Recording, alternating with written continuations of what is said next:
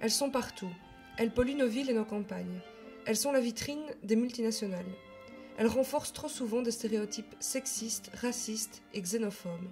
Alors, que pensez-vous de la publicité? C'est nul.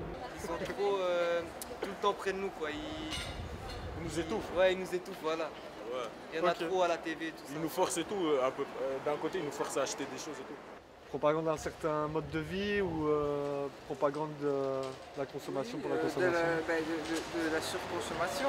Mais ça incite à acheter tout et n'importe quoi. Ouais. Alors ce que je pense de la pub en général, c'est que c'est un très gros moyen de manipulation de masse. Qu'est-ce que je pense de la publicité? Je pense que y en a trop partout tout le temps. Et qu'on pose les yeux dessus sans s'en rendre compte et que même si on n'y accroche pas, on finit par se faire un peu laver le cerveau. Pourquoi c'est bien? Elles sont drôles peut-être. Il y a des phrases, il y a de l'humour quoi. Ouais, voilà. L'humour, plus pour l'humour. Et il y en a certaines, c'est un peu... bof. Elle m'importe peu, je ne suis pas très sensible à la publicité. Je ne supporte pas la publicité. On ne supporte pas? Non. Et pourquoi? Déjà parce qu'on sexualise la femme à fond, et que dans une société patriarcale comme la nôtre, je trouve ça un peu exagéré. C'est un peu mensonger. Des fois c'est trop de publicité. Donc vendre le plus possible. Donc entraîne les gens à acheter. Il faut de la pub, sans pub aucun commerce ne peut marcher. Ils ne privilégient pas les petits, les locaux, les petits commerçants, tout ce qui est plus meilleur pour la société. La plupart des pubs en gros sont vraiment utilisées par des multinationales. Donc pour eux consommer, c'est pas dans l'optique positive envers le client, mais plus de leur portefeuille et de leur poche. Ça influe les gens, la publicité, sur leur manière de vivre, sur leur manière de se nourrir. Je sais pas, mais je suis née d'une autre époque à moi. Séductrice, voilà. Séductrice, c'est la manipulation quoi. Oui. Je prends la publicité pour ce qu'elles sont bonnes pour moi. Ça dépend des pubs. Après, il y en a qui sont intéressantes, mais il y en a vraiment, parfois, c'est un peu exagéré la façon dont ils présentent les produits. Ils essayent de nous faire acheter un maximum.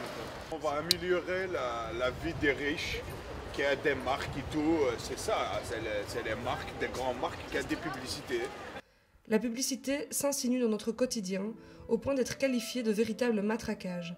TV, radio, téléphone, internet, bluetooth, matériel Horeca, autobus et métro, sacs, vêtements, affichage sauvage, panneaux lumineux et déroulants, voire animés, bâches et écrans géants. Dans notre société, une personne serait exposée chaque jour à un nombre moyen de publicités allant de 1200 à 2200 publicités.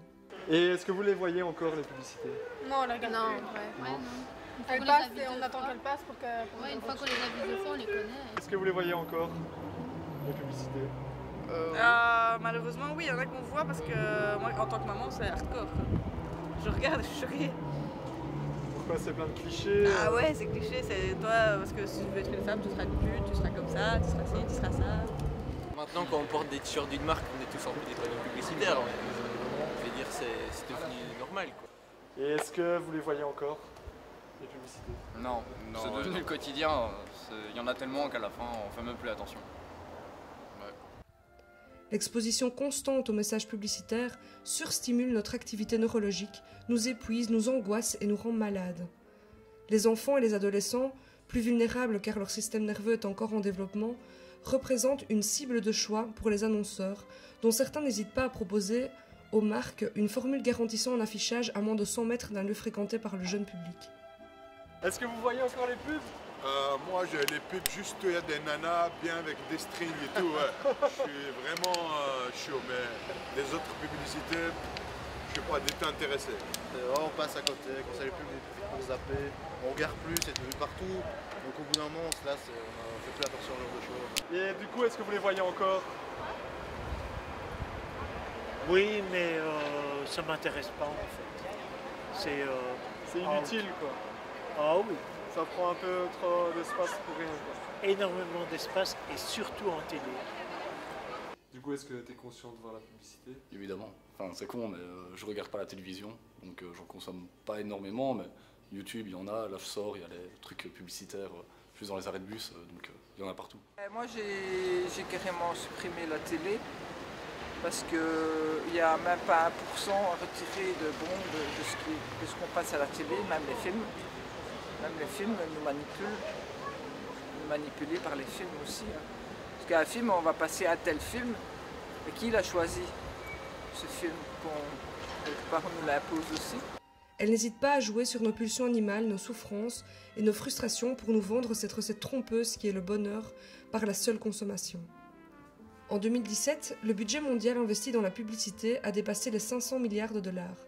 Cela représente le deuxième budget mondial après la défense. Mais ouais, moins de pub ferait pas de mal, c'est sûr. L'argent mieux investi, quoi. À qui ça rapporte? Ah, ben ça c'est une autre question. C'est une intox, il faut essayer d'y résister, je pense, parce que sinon, on est toujours mécontent, hein, on n'est jamais content de son sort avec la publicité, puisqu'ils vous encouragent toujours à acheter autre chose. Ils disent qu'il y a mieux que... C'est fait pour vendre, la publicité, hein. C'est pas fait pour vous rendre service. Hein. Je me demande dans quel monde nos jeunes, nos petits jeunes, parce que je peux parler de petits-enfants et d'arrière-petits-enfants, vont vivre. Moi je suis contente, je vais à la porte de sortie quand même. Il faut être réveillé, il faut qu'entre nous on se parle, parce qu'en plus on est super divisés. Je préfère payer un fromage de chèvre 17,50 € plutôt que d'aller dans un Monoprix ou dans un Delhaize et me faire agresser par tout un tas de merde. J'adore aller chez le fromager qui me sourit. Il y a une publicité pour le bio, je suis là, hein. Ça va, j'aime bien. Comme ça pour la santé humaine, pour la santé des enfants et de tous les insectes et des animaux. Parce qu'on n'est pas tout seul sur Terre.